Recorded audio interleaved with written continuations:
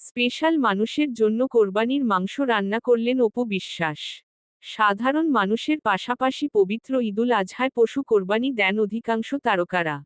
কেবল যে মুসলমান ধর্মাবলম্বীরাই ঈদের দিন পছন্দের পশু কোরবানি দিয়ে থাকেন এমনও নয়, ছবিজাঙ্গনে দীর্ঘদিন ধরে বিদ্যা সিনহা মিম, অপু বিশ্বাসের মতো নায়িকারাও কোরবানি দিচ্ছেন।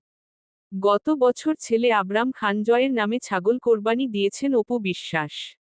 বিগত কয়েক বছর ধরেই ছেলের পছন্দে ছাগল কোরবানি দিচ্ছেন তিনি। এ বছরও সামাজিক যোগাযোগ মাধ্যমে কোরবানির পশুর মাংস কাটার ভিডিও শেয়ার করেছেন অভিনেত্রী।